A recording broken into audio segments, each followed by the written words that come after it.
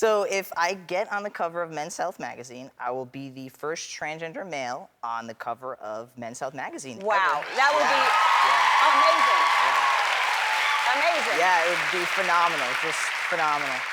Okay, so I think this is obviously Bruce Jenner opened this whole world up to a lot of people, and we're all just learning about what that means. And so explain transgender to everyone. So a really basic understanding of transgender would just be you're born, your biological gender is one, and you identify as the other. So for example, I was born biologically a female, yet my soul identifies as a male.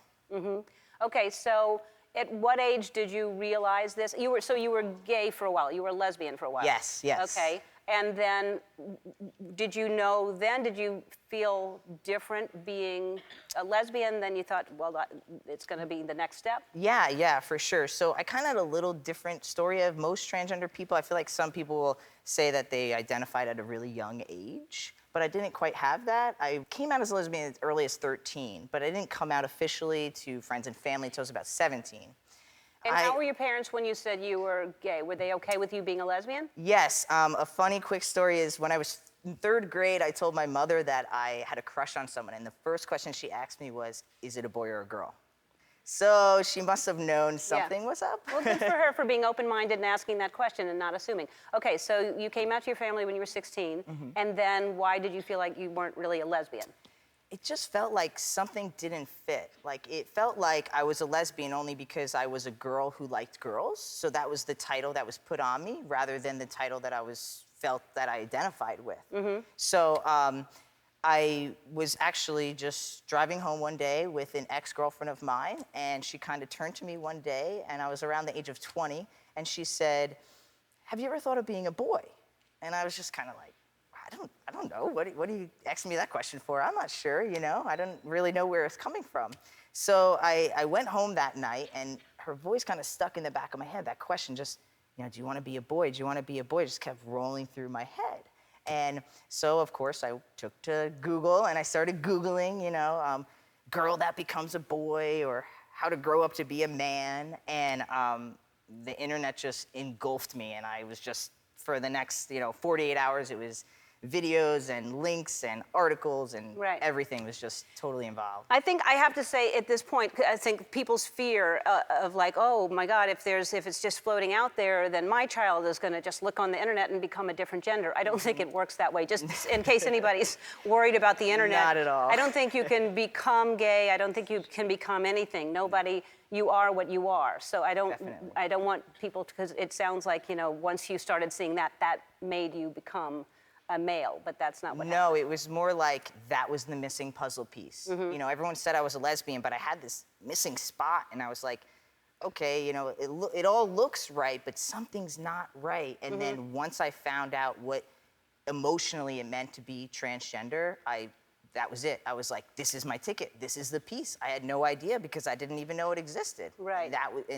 And you feel more true to yourself right now. Oh, yes. I feel like today, sitting with you right now, I'm at my most authentic self than I've ever been in my whole life. And, well, that's all that matters. Yeah, definitely. So, wow.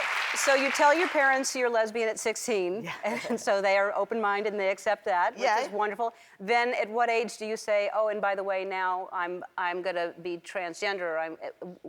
That's you also, right? Oh, yes, that's me. So how did they take that when you told them that? So I came out to my mother first, and I had a lot of guilt with that because I felt she had 2 sons already, and I felt like I was robbing her of her only daughter. I had a lot of guilt for it. When I actually came out to her, I always joked that I cried more than she did.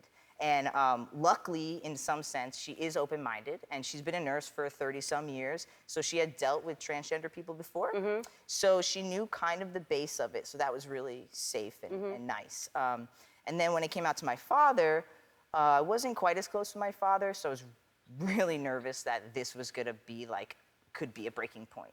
This could be because they were divorced. They were divorced, yes, at a young age, and I had seen him like every other weekend kind of style, and I was really nervous that this was going to be something that could make him just kind of, And how was he? And he he came around. It was hard for him at first, but there was a defining moment in my life when I got married to my beautiful wife, Jane Lee, and yes, hi. Hi. And so I think when he saw me walking down the aisle as a husband, as a groom with my wife on my side, I think that's when he, he couldn't not see me as his son anymore. Right. I couldn't be his daughter. I was only his son, and that was a really amazing So you're time close for me. now. Yes. Oh, Great, so that's much amazing. closer. So you decided you wanted to be on Men's Health magazine when? So last year when I learned about Noah Galloway, I was like, oh, that's really cool. I would love to do that. But when the contest came around, I was really kind of nervous. I mean, look at him. He looks ripped and everything. But I had gotten about 2 or 3 emails, and within like a 24-hour, 48-hour time frame, and they were all saying like, you've got to try out for this. You have all the requirements. You'd have people supporting you, and these were other trans men in the community.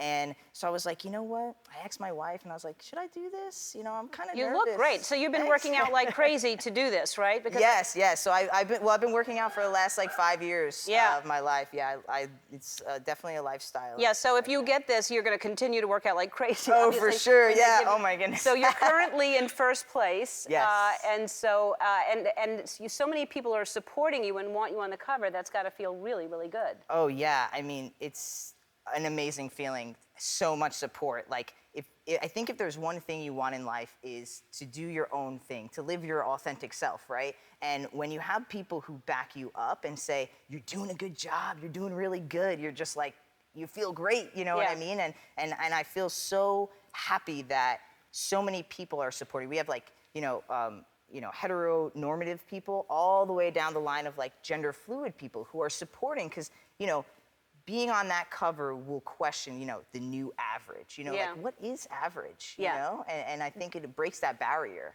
Well, I think what you said is key. I think everybody wants to live their authentic self, and they're scared to do it because not too many people, when you're going against what mainstream society says, gets that support. So when you actually have the courage to do it regardless if you're going to get that support or not, that's the first most amazing step you can take in your life. But then to have the support of people that say, yes, you're doing the right thing, it's amazing. And I'm really proud of you, and I think you're amazing. It's so nice meeting you. If you want to learn more about the transgender community, log on to our website.